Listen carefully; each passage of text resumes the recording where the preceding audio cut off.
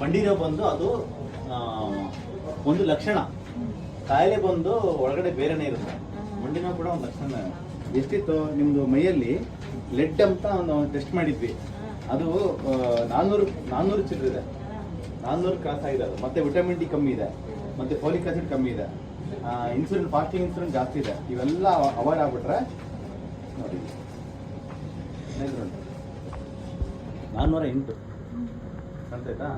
ಇದಿರೋವರೆಗೂ ಮಂಡಿ ನೋವು ವಾಸಿ ಆಗಲ್ಲ, ಯಾವ ನೋವು ವಾಸಿ ಆಗಲ್ಲ, ಬಾಡಿ ಹಂಗೆ ಇರುತ್ತೆ. ಇವಾಗ ಒಂದ್ಸರಿ ಇಂಜೆಕ್ಷನ್ ಕೊಟ್ಟ ಮೇಲೆ ಎಷ್ಟು ಇಂಪ್ರೂವ್ಮೆಂಟ್ ಆಗಿದೆ? ಎಷ್ಟು? 50% ಕಡಿಮೆ ಆಗಿದೆ. ಇವತ್ತು ಇನ್ನೊಂದ್ಸರಿ ಇಂಜೆಕ್ಷನ್ ಕೊಟ್ಟರೆ ಹೋಗುತ್ತೆ ಮಂಡಿ ನೋವು. ಒಂದ್ಸರಿ 2 ಸರಿ ಕಂಪ್ಲೀಟ್ ಆಗಿ ಹೋಗುತ್ತೆ. ಬಟ್ ಪ್ರಾಬ್ಲಮ್ ಏನಂದ್ರೆ ಕಂಪ್ಲೀಟ್ ಮತ್ತೆ ನೋವು ವಾಸಿ ಆಗುತ್ತೆ, ಮತ್ತೆ ನೋವು ವಾಪಸ್ ಬರಬಾರ್ದು ಅಂದ್ರೆ ಇದನ್ನ ಬಾಡಿಯಿಂದ ಕ್ಲೀನ್ ಮಾಡಬೇಕು. ಇದನ್ನ ಬಾಡಿಯಿಂದ ಕ್ಲೀನ್ ಮಾಡೋಕ್ಕೆ ಕೆಲವು ಮೆಡಿಸಿನ್ಸ್ IV ಡ್ರಿಪ್ ಎಲ್ಲ ಕೊಡ್ತೀವಿ.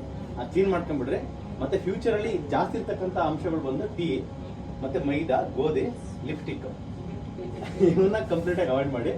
ಮತ್ತೆ ನಿಮಗೆ ಬರಲ್ಲ, ಮತ್ತೆ ನಿಮಗೆ ವಾಪಸ್ಸು ಬರೋದಿಲ್ಲ ಮಂದಿ. ಆ ಥರ ಫೋಕಸ್ ಮಾಡಿ, ಓಕೆನಾ?